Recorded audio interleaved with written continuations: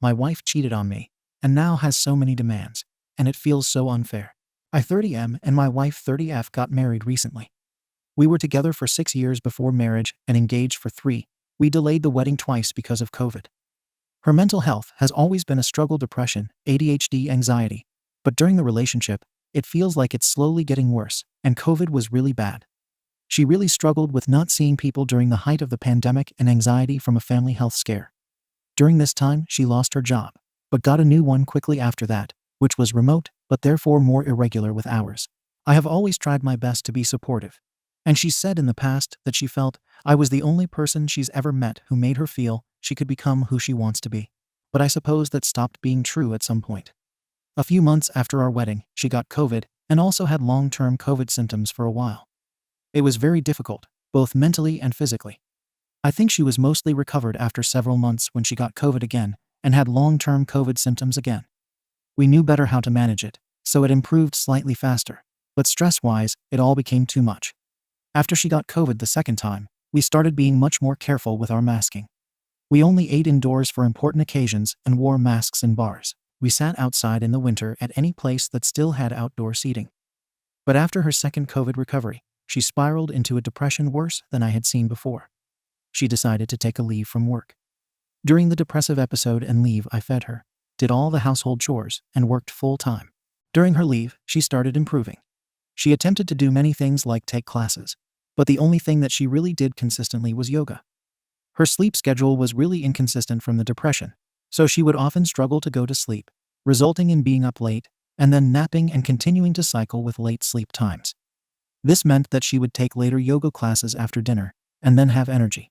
She would say she's going to go to a bar with friends from the class, or that she was going to draw at some bar after, or that she needed to think about therapy, etc.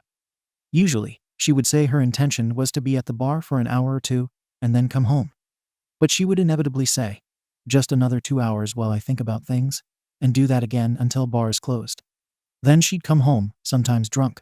During recovery from a depressive episode and long COVID, I thought this was an unhealthy coping mechanism, and it made her sleep even worse. It meant she'd sleep through the day and not get vitamin D, and sleep quality is crucial for mental health as well. I would say my thoughts on this, but she's always been defensive about feedback from me. I've journaled about this many times and talked to her about it, including asking her to talk to her therapist about it. But during our couples therapy sessions, we never really got to the issues I had with her communication.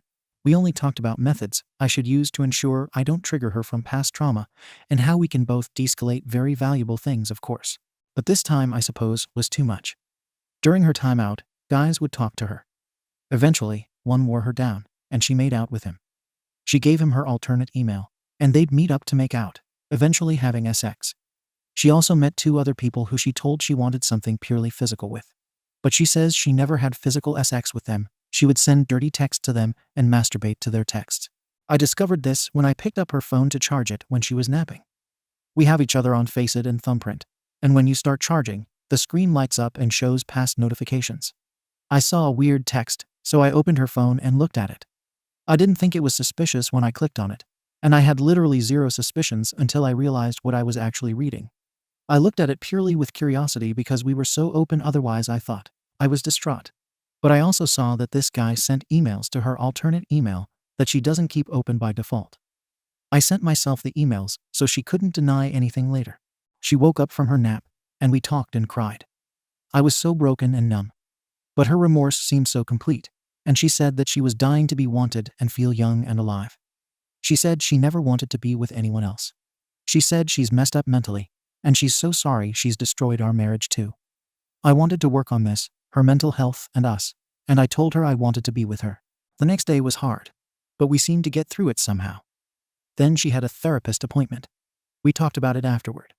Her therapist seemed to tell her she's never done this before, so it isn't who she is.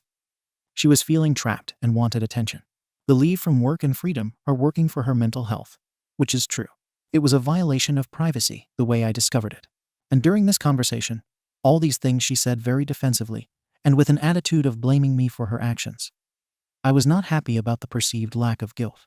Over the next few days, she seemed to take responsibility, and I had hope for our growth from this.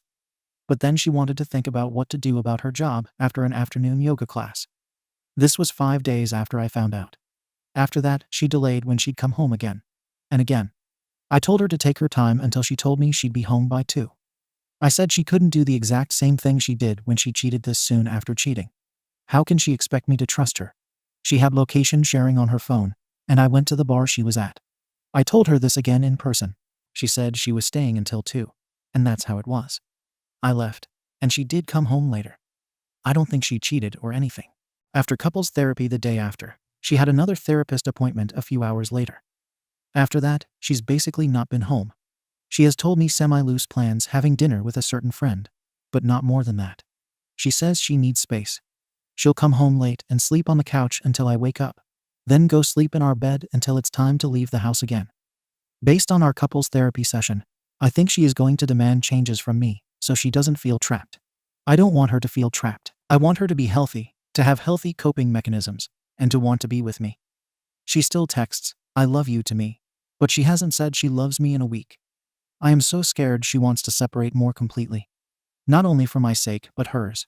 She's had self-harm ideation, and I just want her to be okay. I think she has projected her parents' relationship onto me, and will see anything I do as controlling or annoying at this point. I think her therapist has heard her talk about me this way as well, and is encouraging separation. I don't think her therapist is wrong based on what she's heard, but I think it's possible my wife is being selective about what she tells the therapist. For example, she didn't tell the therapist she was cheating on me for the 2 months it was happening. I would guess that she also wasn't telling the therapist how often she was going out alone and drinking. At our next couples therapy session, I think I'm going to be told she's moving out. And if I don't want that, I'll be controlling her again. I don't know how it's come to this. When the couples therapist found out, she told me, "Just because she feels trapped does not mean that you are trapping her." But I am scared that my wife, who definitely has felt I walk over her in conversations, is choosing now to put her foot in the sand. It feels like the most unfair time and decision. But I don't want to lose her and start my whole life over. I also don't want to acquiesce to this and have her think she is right to think I want to control her. That would result in her resenting me in her mind. I know I'm not blameless. We got couples therapy before this happened for a reason. I am argumentative, and she gets triggered by confrontation from past trauma. We have worked on it a lot, and I am doing better, but I'm not perfect. But above all else, I want her to be happy and healthy, and I thought she knew that. So how can she think that I want to control her instead of thinking she's coping unhealthily? I don't know how I came across this text, but I am kind of numb right now while writing it. I can't stress enough that I try to understand every conversation, even if she feels I am just trying to win, or if the conversation gets heightened by my tone or her trauma. It's the number one thing we've talked about, and it hurts so much that she really thinks I want to control her, even though what I am proposing, not demanding, is as mild as being at home by midnight on weekdays and trying to sleep well for her mental health. TLDR. The wife cheated for 2 months. I felt like I was being controlled because of suggestions for what to do about COVID and depression. Is probably going to demand space and be treated differently. I am torn between not wanting to lose her and feeling like it is totally unfair to focus on how I need to be better rather than her mental health and our communication. Relevant comments. His wife 10. You are in the thick of this, so you can't see it for what it really is. She may have mental health struggles, but it sounds like you have done what you can to help her. You can't force her to help herself. She needs to want that on her own.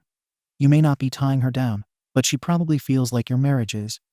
I think she came close to unalive and decided she wanted to do what she wanted, no matter how self-destructive that was or how much she hurt you.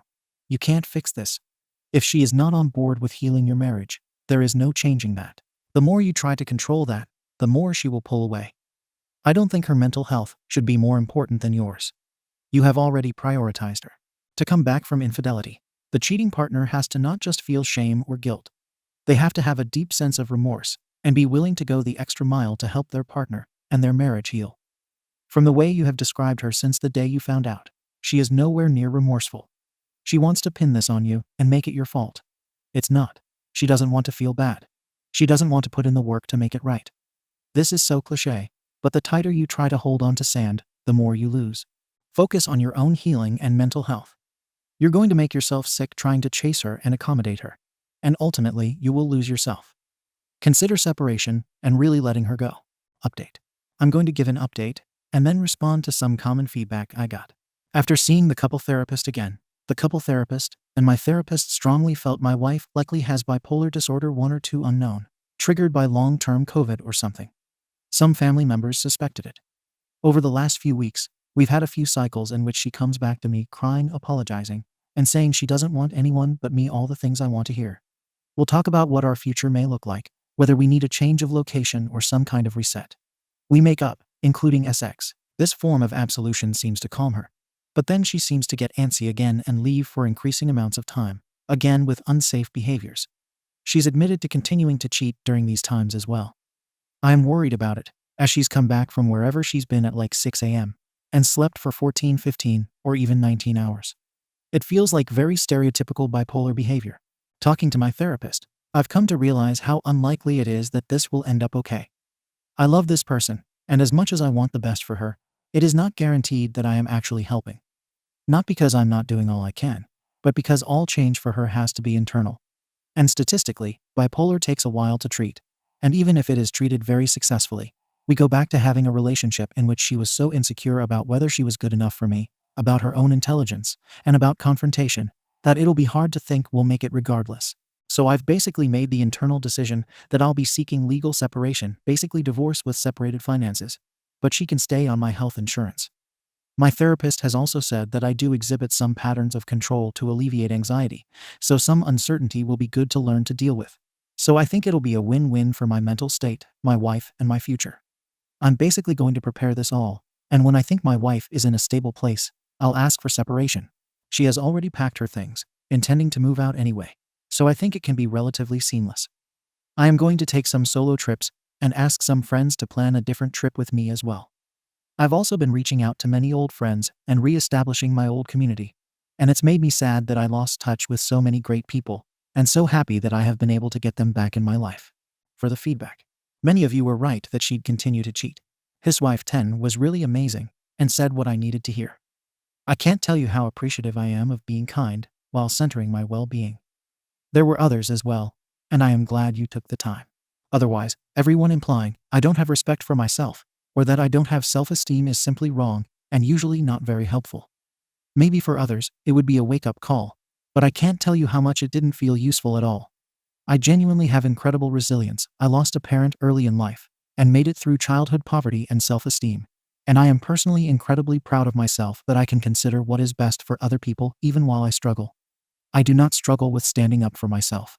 I wrote that a week after I found out. I also want to caution against the typical chorus of calling cheating partners every derogatory word in the book. Many deserve it, of course. But life is usually not so black and white. And while I don't excuse her actions, my wife is not how many of you describe her. People have complexity. She can lie to me and feel remorse. She can feel controlled without my being controlling. She can have trauma and extend that to me, but that doesn't mean I'm responsible for it. Not all lying is gaslighting. She can be empathetic to others, but not to me. I'm not apologizing for her actions. She will feel the consequences for them. In general, I found the tone of many comments surprisingly unhelpful. But hey, you get what you pay for. For the future, I think we should remember that many people posting on this sub are having some of the worst times of their lives, and extending some grace is not that hard. Thanks for reading. Thank you for watching the video.